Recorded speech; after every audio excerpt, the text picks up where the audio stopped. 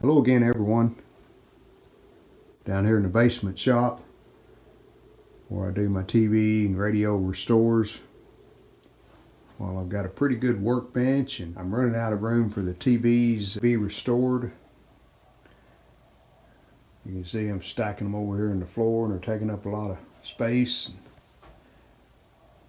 Even got one I've restored over there, that Philco, and it's completed, but I don't really have anywhere to put it. So I think I've come up with a solution to get those out of the floor and store them where they're be safe and won't have to walk around them. I'm going to use this wall right over here. And here's what I'm going to use for shelving. I bought something similar to this in the past, but it was taller than this one. This one is 5 feet high, 3 feet wide, and 16 inches deep. And I have two of them, so that would give me 6 foot wide, 60 inches high, and 16 inches deep of shelving. It says you need no tools. There's no nuts, no bolts. So I suspect it's like the larger one I put together in the past, where you take a hammer and tap it together. It also includes the particle board shells.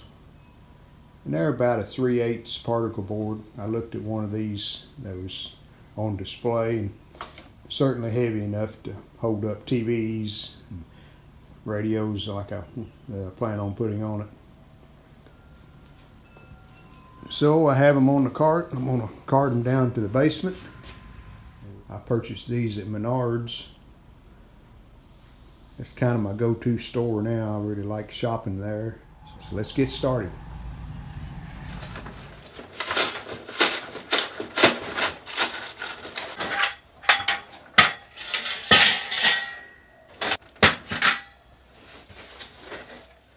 Well, these supports are not really that thick.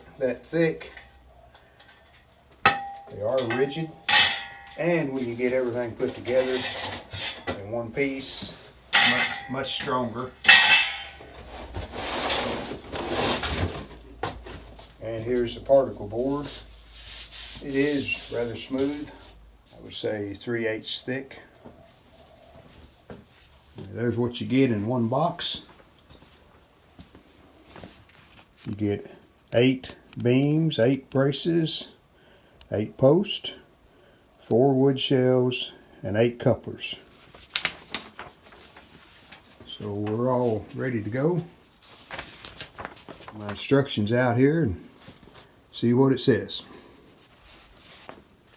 And the way these go together without bolts and nuts.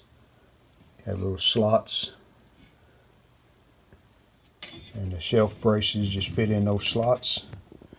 You see right there. But they are adjustable. You can move and put them where you want them. A rubber mallet brought down from the shop to tap these together with. And there's how it looks when you tap it together. Okay, here's our bottom shelf. Really simple. Okay, first section's together. And I did space the second shelf pretty high, but in checking my old TVs that I have, the tallest one's like 14 inches, so there's about 15 in between these two shelves. So by the time we add the particle board, we should still be able to get the larger TVs set in there. Alright, we have both of the shelf racks put together. Now we got to join this one. Actually, I'm going to join this one on top of this one. You notice I left a wider space on that one, and that's so I can store the larger portable sets, like 17, 19 inch portables. Here's our joiners. They're called post couplers. And of course, 8 of those. And they just go on the top.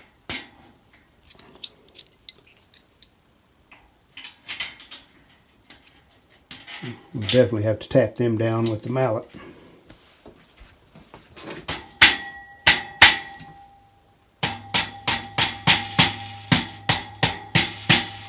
That's why the mallet works better than a hammer. You tap these with a hammer, you probably bend them over. So.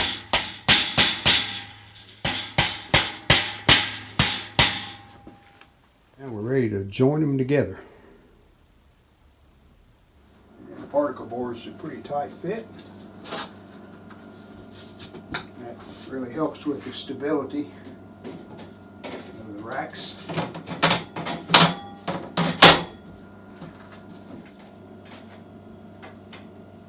Okay, I think I have them all in the right position. And one more.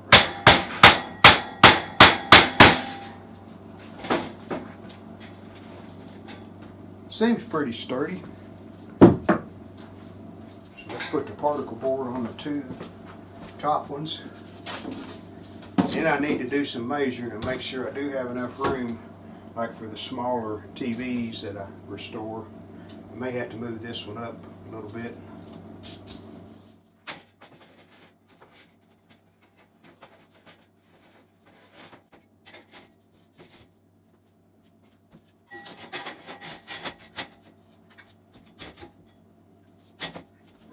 Did find out one thing: you can't put them too close together, you can't get the particle board in. So we have to take one of those out. I think now we can get it in, maybe. There we go. I think on even the smallest TV I need about 10 inches. But the 10 inch probably need to be up to here. So maybe raise it one notch. Let's see how that looks. Okay, see what that looks like. Yeah, that's 10 and a half, so that will work. First rack together. I can get the larger sets in the bottom. Then a medium-sized cabinet 7-incher on that shelf, and then the regular 7-inch like Motorola's, they'll fit on that shelf, the third shelf. And I still have a top shelf that I can store stuff on too. Now our basement floor, I don't know if you can see that or not, but it's slightly higher at the outside. Kind of slopes in, so you can tell by looking at the way the shelf sets against the wall. I will have to shim the two front legs.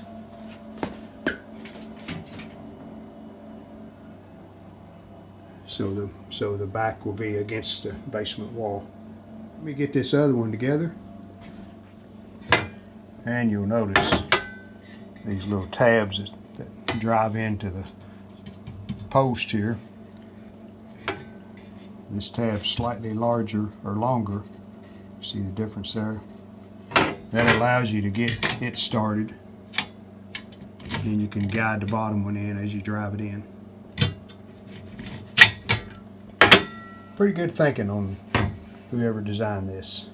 And you'll notice on this second one, I put the shelf down below that electrical outlet so it wouldn't hit it.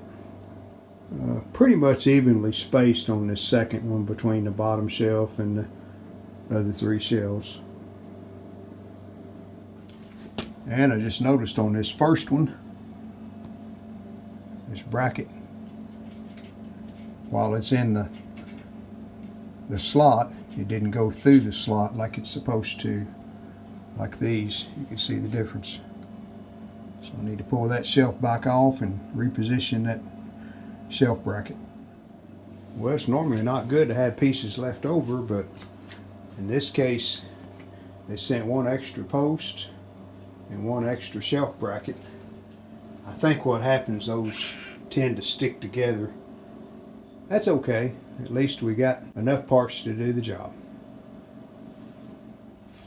And even though you don't get any kind of hardware to put these together, you look up here, there is a hole in each one of the posts. So I'm going to be bolting these together, front and back. Just put a little 1/4-inch bolt and nut, and that'll hold these two fronts together and make them a lot more stable. And I think it's going to be the ideal thing to put under each post in the front. It's this cement board. Just score it and break it. Put them under the front post. And I think that will work fine. And those did work. And I got a couple of bolts and nuts that we're going to put on the post. We'll join them together.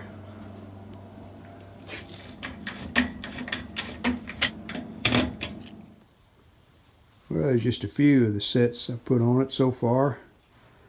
A couple of parts chassis there on the bottom, Motorola's.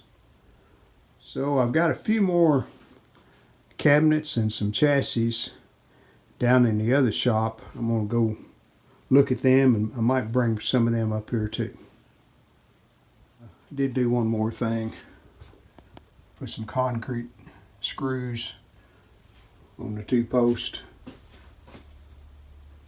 I got these at Menards.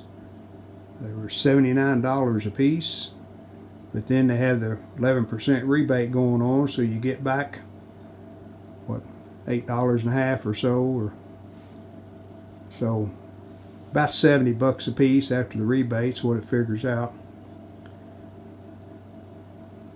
I considered building my own racks out of 2x4s and plywood, kind of like my bench there, but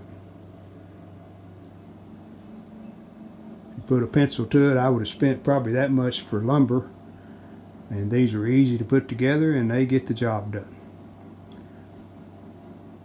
So thanks again for watching, and we'll see you next time.